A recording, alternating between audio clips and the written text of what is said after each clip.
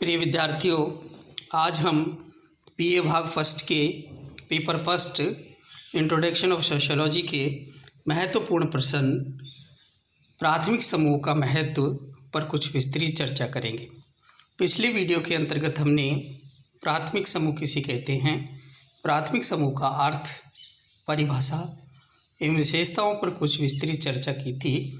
उसी कड़ी को आगे बढ़ाते हुए आज प्राथमिक समूह का क्या महत्व है पर कुछ विस्तृत चर्चा करने जा रहे हैं। प्राथमिक समूह का व्यक्ति के जीवन में महत्वपूर्ण स्थान है। व्यक्ति के व्यवहार के महत्वपूर्ण तरीकों को प्राथमिक समूह के माध्यम से ही सीखता है, जैसे परिवार, पड़ोस, मित्र मंडली आदि। इन्हीं समूह के माध्यम से व्यक्ति में अनेकों गुण का विकास होता है।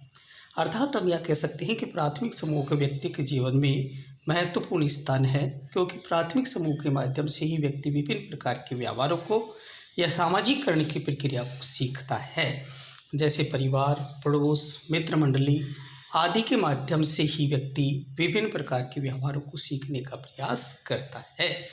इसलिए इन्हीं समूह के माध्यम से व्यक्ति में अनेक गुणों का विकास होता है। यहाँ हम प्राथमिक समूह पर कुछ विस्तृत चर्चा करें तो हम कह सकते हैं कि प्राथमिक समूह में ही व्यक्ति के गुणों का विकास होता है। प्रारंभ में व्यक्ति प्राथमिक समूह परिवार, पड़ोस, मित्र मंडली आदि के संपर्क में आता है। ये समूह अत्यंत महत्वपूर्ण हैं। जन्म के पश्चात शिशु अपने जीवन के प्रारंभिक वर्ष प्राथमिक समूह में ही व्यतीत करता है। प्रारंभ में बच्चा अंत्यक्रिया करके ही परिवार के मौलिक प्रतिमान सीखता है। अर्थात हम यह कह सकते हैं कि प्राथमिक समूह में के माध्यम से ही व्यक्ति के विभिन्न प्रकार के गुणों का विकास होता है। जो परिवार, पड़ोस, मित्र मंडली आदि के माध्यम से जन्म के बाद विभिन्न प्रकार के व्यवहारों को सीखने का प्रयास करता है। प्रारंभ में बच्चा अंत्यक्रिया के माध्यम से ही परिवार के विभिन्न प्रकार के प्रतिमानों को सीखने का प्रयास करता है। इसी के साथ हम कहें कि प्राथमिक समूह एक मनोवैज्ञानिक सुरक्षा प्रदान करते हैं। प्राथमिक समूह का महत्व इसलिए भी है कि ये समूह अपने सदस्यों को मनोवैज्ञानिक सुरक्षा प्रदान करते हैं। समूह का हर सदस्य जानता है कि संकट के समय उसे इसी समूह से सहायता मिल सकती है। परिवार, पड़ोस, मित्र मंडली एवं आदि बालक के व्यक्तित्व विकास में महत्वपूर्ण भूमिका निभाते हैं। इन समूह से ही प्रेम व सहानुभूति, सहयोग आदि का अवसर मिलता है, जबकि बड़े समूह में ऐसा बहुत कम होता है। अर्थात हम यह कह सकते हैं कि प्राथमिक समूह वे समूह हैं जिनके अंतर्गत मनोवैज्ञानिक बैंक के समान सुरक्षा प्राप्त होती है। अर्थात ये समूह हर समय हमें हर प्रकार की समस्याओं से रूबरू कराते हैं। वह विभिन्न प्रकार की समस्याओं में सहयोग, प्रेम, सहानुभूति, सहयोग आदि के अवसर हमें प्राप्त होते हैं। इसलिए हम कह सकते हैं कि प्राथमिक समूह मनोवैज्ञानिक सुरक्षा के रूप में बैंक के समान कार्य करते हैं। तीसरा हम कहें कि प्राथमिक समूह विभिन्न प्रकार के अवसरों पर मनोरंजन भी प्रदान करते हैं। प्राथमिक समूह व्यक्ति के सम्मुख ऐसा वातावरण प्रस्तुत करते हैं जिससे व्यक्ति का स्वस्थ मनोरंजन हो पाता है। बड़े समूह में व्यक्ति अपने आप को अपरिचित के संसार में पाता है। उसका वास्तविक मनोरंजन तो प्राथमिक समूह में ही होता है। यह व्यक्ति सभी चिंताओं को छोड़कर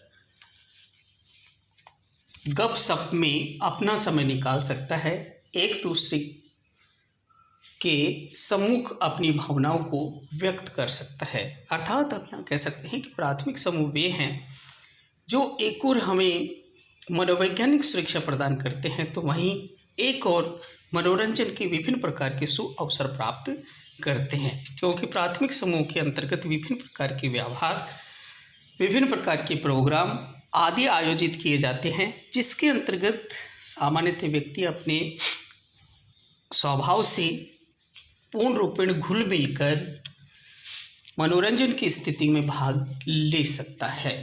इसके साथ ही कहें कि प्राथमिक समूह सामाजिक प्रतिमानों के पालन व नियंत्रण में भी महत्वपूर्ण भूमिका निभाते हैं। प्राथमिक समूह सामाजिक नियंत्रण के पालन में भी महत्वपूर्ण योगदान देते हैं। व्यक्ति अपने परिवारजनों, मित्रों, साथियों और पड़ोसियों की दृष्टि में गिरना नहीं चाहता, अतः वह साधारणतः कोई ऐसा कार्य नहीं करना चाहता जिसे लोग अनुचित समझें। अर्थात हम यहाँ कह सकते हैं, जहाँ एक और प्राथमिक समूह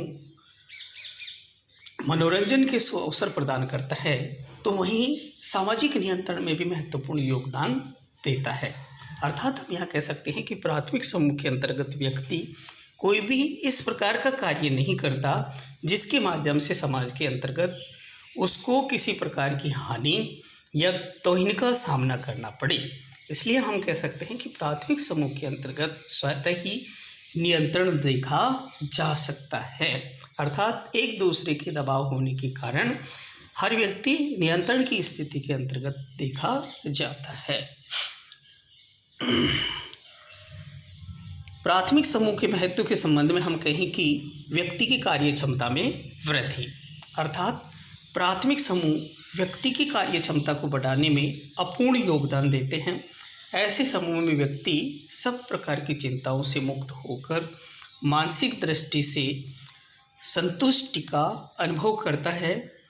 यहाँ उसकी थकान दूर हो जाती है और वह पहले से अधिक उत्साहवर्धन करके काम करने के लिए तैयार हो जाता है। अर्थात हम यह कह सकते हैं कि प्राथमिक समूह वे समूह हैं जिनके अंतर्गत सामान्यतः व्यक्ति पुनः अपनी एनर्जी को प्राप्त कर कार्य करने के लिए एग्री हो जाता है। अर्थात वह पुनः अपने कार्यों के लिए थकान मिटाकर पुनः कार्य करने के लिए प्रेरित रहता है। दृष्टि से संतुष्टि का अनुभव करता है, वहाँ उसकी थकान दूर हो जाती है और वह पहले से अधिक उत्साहवर्धक रह के काम करने के लिए तैयार हो जाता है। प्राथमिक समूह के महत्व के लिए हम कहें कि व्यक्ति व समाज के बीच एक कड़ी के रूप में कार्य करता है। प्राथमिक समूह व्यक्ति और समाज के बीच की कड़ी है। यदि यह कहा जाए कि संपूर्ण समाज के विकास का श्रेय प्राथमिक समूह को है, तो इसमें कोई अतिशयोक्ति नहीं है। प्राथमिक समूह ही व्यक्ति के सामाजिकरण एवं उसके व्यक्तित्व के विकास में महत्वपूर्ण भूमिका निभाते हैं। अर्थात हम यह कह सकते हैं कि प्राथमिक समूह व्यक्ति व समाज के बीच एक कड़ी के रूप में कार्य करते हैं। प्राथमिक समूह समाज के बीच की कड़ी है। समाज के विकास का श्रेय प्राथमिक समूह को है। इसमें कोई अतिशयोक्ति नहीं है कि प्राथमिक समूह ही व्यक्ति के सामाजिकरण, अर्थात सामाजिकरण से अभिप्राय यह है कि व्यक्ति विभिन्न प्रकार के व्यवहारों तथा क्रियाकलापों को प्राथमिक समूह के माध्यम से ही सीखने का प्रयास करता है। जिसके माध्यम से व्यक्ति के व्यक्तित्व का विकास में महत्वपूर्ण भूमिका निभाने का प्रयास किया जाता है।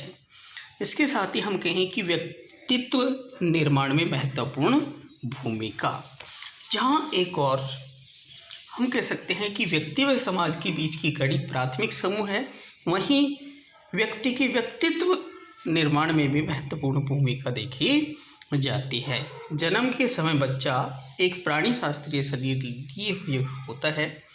प्राथमिक समूह के सदस्य मिलकर उसके व्यक्तित्व का विकास एवं सामाजिक प्राणी बनाते हैं। अर्थात